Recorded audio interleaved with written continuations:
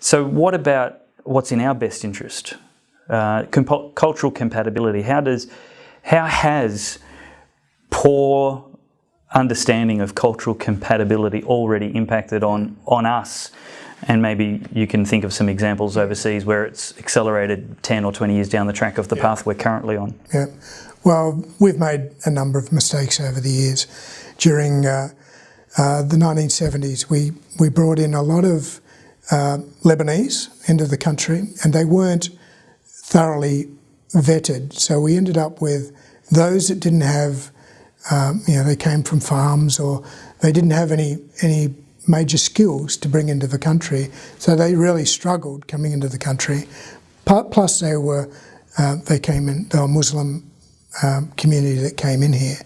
So out of that, unfortunately out of that community, we've got the majority of those in prison for terrorism from that Lebanese community. They're second generation, but I guess their parents really struggled, and probably animosity toward the country grew up, and then the kids got caught up in radicalism and became radicalised and ended up, I think it's 24 of them that are in our prisons that were from Lebanese families. So that was a disaster in not vetting people properly on the way through. It's an awfully large coincidence for the majority of them to be from one cultural group.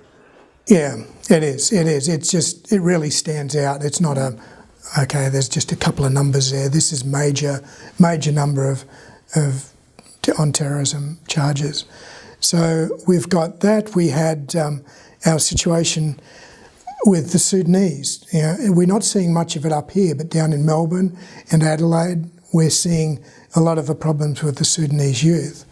And again, I don't know why we ever thought that was a good idea, whether it was done for kind of that photo op situation, because in East Africa, Sudanese could live safely outside of the country and could go back and visit Sudan, and so there was safe locations in Kenya and in Uganda where they could go outside of war zones. So for us to bring them in here, and the Sudanese are a bit of a good case study, because Africans are all, they're different. Sudanese are part of Nilotic tribes, so they're more warlike and they kind of tend to fight a lot more. The Bantu tribes are more, get on easily with. So it's not an African versus white thing. It's two African tribal groups are very different in themselves. So the Bantu tribes and the Nilotic tribes are very different. It's obvious to me which one would fit in better. Yeah, Bantu, they're which relaxed, would have a better chance of integrating. They could come out and they can be successful. But the Sudanese, they'd lived in warlike situations for years and years. They far more aggressive than the Bantus, and they haven't had. They don't respect the police or the military. They don't have. They only respect their tribal allegiances. So they're quite. It was a disaster, I think, bringing them out. Some have been really successful. Is that where we get the Apex gang from? Yeah. A lot of Sudanese within the Apex gang. So some will rise up, some of the football players and some others have been really successful. And you'll always get some that are successful. But when you've got a larger proportion, I'm not saying it's not universal. Huge proportion, but there's a larger proportion that you'd find within the Sudanese community, aside from other communities that have become just violent thugs, and they're going around terrorising people in the suburbs of Melbourne. So that was a bad decision. And we've got, it's like politicians are going into these things with their blinkers on. They have no cultural understanding of what they're dealing with, and the unintended consequences are massive. So to unpick that now is a huge task. What do you think our immigration priorities should be? If you're immigration minister and you got to change our priorities over a short period of time that it would take to implement them, How would you suggest Australia should approach immigration with the kind of things that we've discussed in mind, the long-term consequences, as well as a proper understanding of the causes of what's going on already? Well, I think you have to look at it like either a business or a football team. You're wanting to select. We're in a world.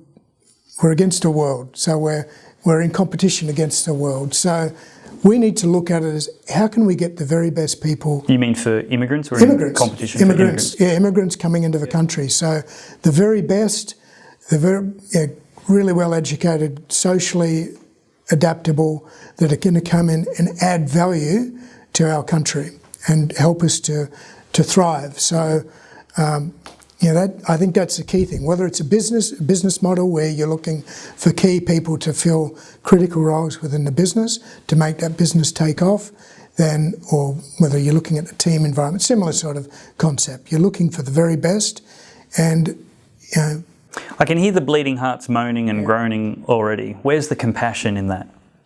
The compassion is, we could help far more people on the ground near their countries to be able to be successful there.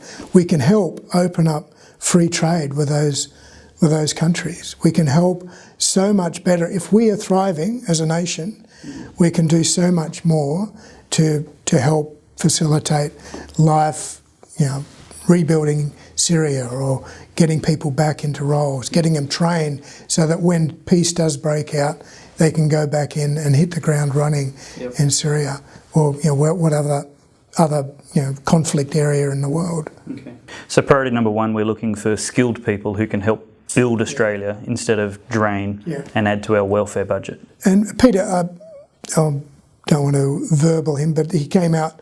He gave a good, Peter Dutton, the immigration minister, came out with that it was about skilled migration. It was about those that are willing to get education, that were willing to learn English and willing to integrate within society. Seems reasonable.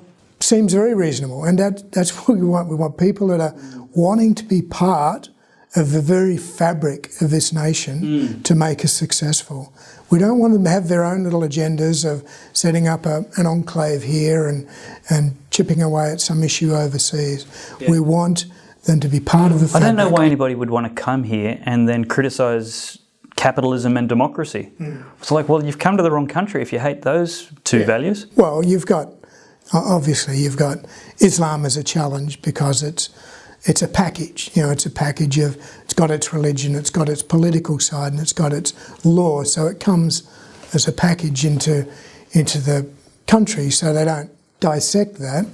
If you believe in that and you're a religious Muslim, then you're going to be following Sharia, and you're going to be looking for the political advantage.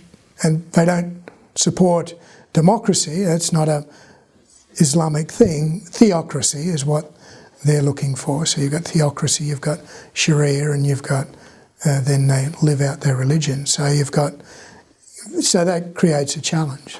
I've got more than a few Muslim friends who aren't religious Muslims. They're just cultural Muslims, born and raised in Muslim countries, and very happy being part of Australia and Australian culture. And they're not wrong at all. How does that impact the package problem? Well, they're not part of the package, really. We've got obviously cultural Christians that might go to church a couple of times a year on special events, but they're not really living the life of Christians. Those like Muslims that are living the life of a Muslim and they're committed to that. It's a very different thing. But we've got what you're saying. That would probably Senator Sam Dastyari might be a good example of the what Australians would say that's exactly the type of Muslim we want. He claims to have Islam in his birth certificate or whatever, but he's in essence an atheist, I think, and he supports Israel. There you go. How can you get a better outcome than that? Yeah. Okay. Excellent. But it's My time in Tanzania, I got to know a group called Nizari Muslims. They come from the Shia sect, and they're on the one end of a spectrum with the Sufis. The Sufis are, more. Anyway, they're on there. But the Nizari were a very interesting group because they now build hospitals, they build schools. The Aga Khan is their spiritual leader. He's based in Canada, very wealthy guy. So he kind of reinterprets the Quran for them in a way.